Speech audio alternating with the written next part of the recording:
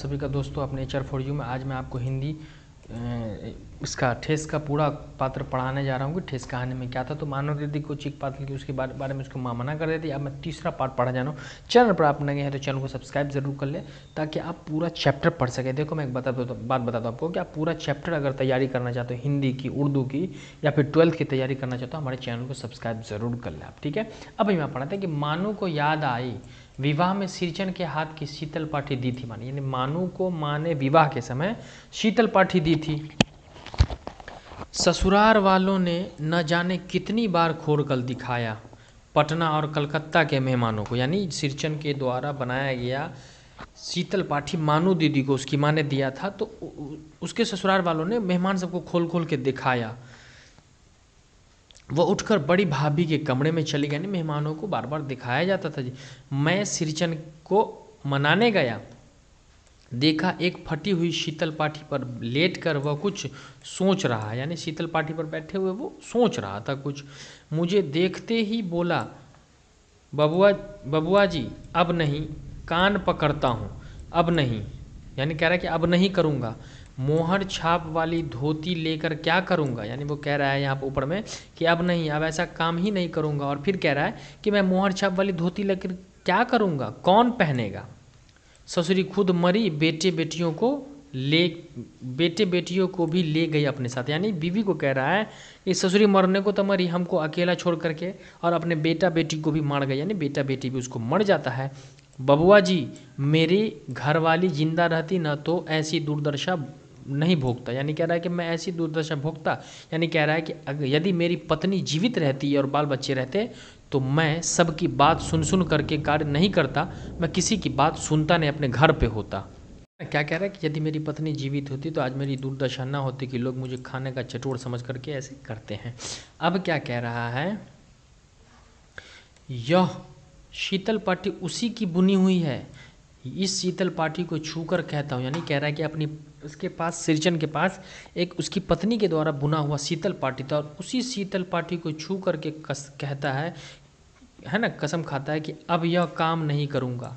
गांव भर में तुम्हारी हवेली में मेरी कदर होती थी। यानी कह रहा है कि पहले हमारी कदर होती थी सिरचन की, अब क्या, मैं चुपचाप लौट आया, समझ गया कलाकार के दिल को ठेस लगी। तो यहाँ पर वही नहीं आ सकता है ना, वो नहीं आ सकता। यानी यह तब यहाँ पर क्लियर कर रहा है कि इस कहानी का नाम ठेस क्यों रखा।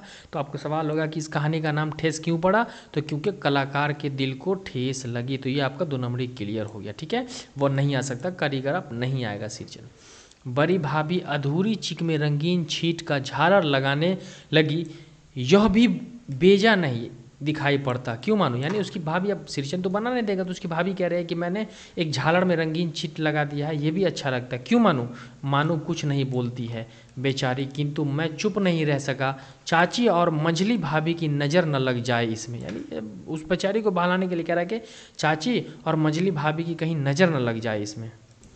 आगे कह रहा है मानू को,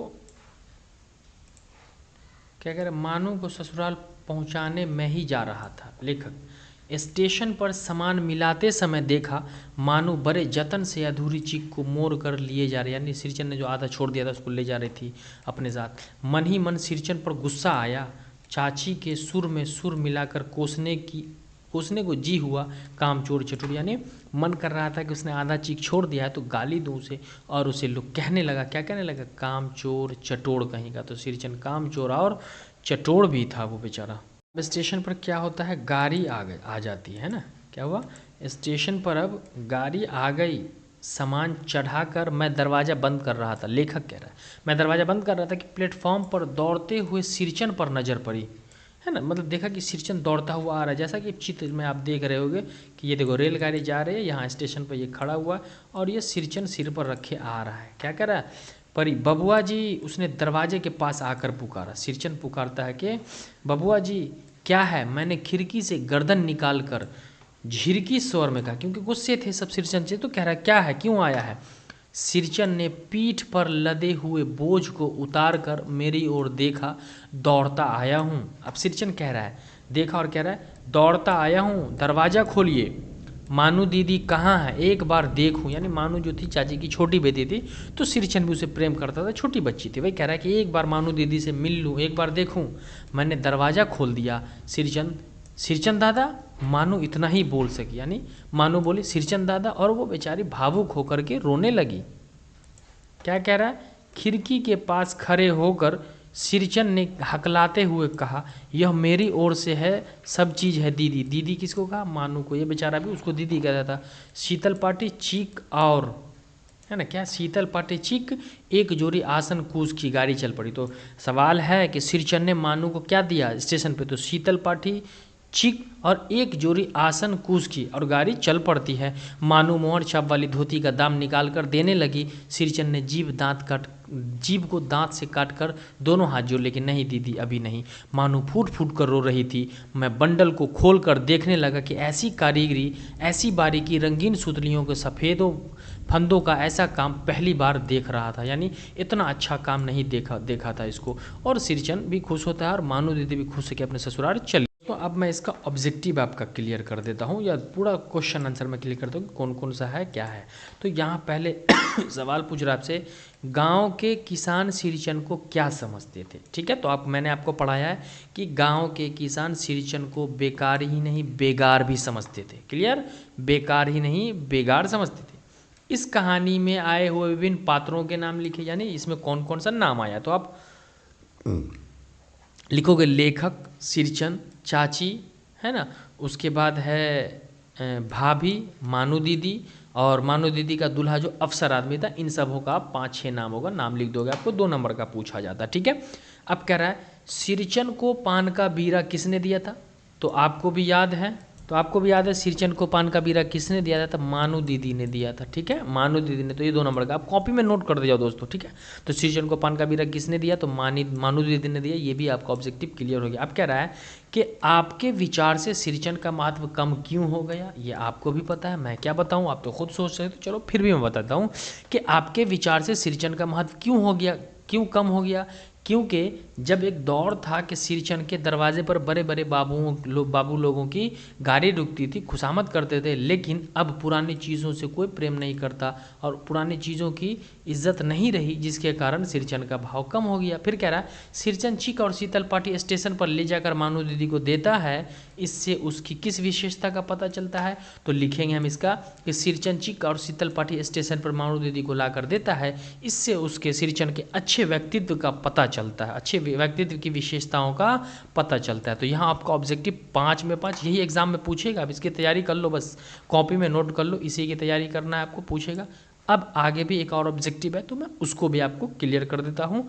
फिर कहता हूँ कि चैनल पर नए हो तो सब्सक्राइब जरूर करो, बेल आइकन दबा लो और हमारा वीडियो पूरा पढ़ो। आपके अगला ऑब्जेक्टिव है आपका, वो 2 नंबर का था। ये ऑब्जेक्टिव है, वो 2 नंबर का सवाल पूछेगा आपका। कुल 20 पूछता है इसमें। ठीक है, तो 20 में से 10 बनाना होता है। तो हमें लगता है कि मेरा चैप्टर पढ़ने के बाद आपको रटने की ज़रूरत नहीं पड़ेगी, आप याद यूं ही कर लोगे। अब मैं आपको यहाँ बताता हूँ, कह रहा है कि निम्नलिखित वाक्यों के सामने सही या गलत का निशान लगा। यानी यदि आपको यहाँ लग रहा है कि ये सब सही है तो सही का चिन्ह लगाएंगे, गलत है तो गलत का चिन्ह लगाएंगे। ठीक है, तो आप देखिए, जैसा कि आपने पूरा चैप्टर पढ़ा है, तो पूरा चैप्टर पढ़ने के बाद आपको ये तो आ ही जाना चाहिए और आएगा। ठीक है, चलिए हम पढ़ना शुरू करते। कह रहा है कि सवाल, सिरचन कामचोर था, हाँ या ना। तो आपने पहले ही पढ़ा था कि सिरचन कामचोर था, तो ये आपका हो जाएगा यस, सिरचन कामचोर था। क्लियर। अगला कह रहा है आपका, सिरचन अपने काम में दक्ष था। ये दक्ष का अर्थ होता है निपुण, काम को पूर्ण रूप से करने वाला था। तो सवाल जवाब बनता है कि हाँ, सिरचन जो था वो काम को मतलब पूर्ण रूप से दक्षता से, पूर्णता से करता था। क्लियर, 2 क्लियर आपका। तीसरा गौ कह रहा है सिरचन बात करने में भी कारीगर था। तो ये भी यस होगा, क्योंकि वहाँ पर सिरचन ने खुद लिखा था, कहा था कि सिरचन बात का कारीगर है, काम का भी कारीगर है। तो सिरचन बात करने में भी कारीगर था। ये 3 सवाल आपका खत्म हो गया। चौथा कह रहा है सिरचन वकील था। तो आपने कहीं पर नहीं पढ़ा है भी सिरचन वकील था, तो हम इसको कह देंगे नहीं, सिरचन वकील नहीं था। तो ये वहाँ पर मैंने 5 क्लियर कर दिया, 2 नंबरी, और यहाँ पर आपका ऑब्जेक्टिव हो गया क्लियर। तो इससे कुल मिलाकर के आपका पूरा का पूरा सवाल क्लियर हो गया। अब पूछेगा कि मानू दीदी को पान का बीरा किसने, सिरचन को पान का बीरा मानू दीदी ने दिया, है ना। सिरचन से चाची क्यों गुस्साती है, तो सिरचन चाची से गमकौआ जर्दा मांग देता है ना। तो यहाँ पर ऑब्जेक्टिव आप बार बार वीडियो को देखोगे तो आपको समझ में आ जाएगा। और मैं कहता हूँ कि आप वीडियो देखो, और अगर किसी चीज़ की ज़रूरत है, आपको लगता है कि कमी है, तो कमेंट बॉक्स में आप ज़रूर बताओ ताकि हम आगे बता सकें। और अगर नए हो चैनल पर तो चैनल को सब्सक्राइब ज़रूर कर लो और बेल आइकन दबा लो।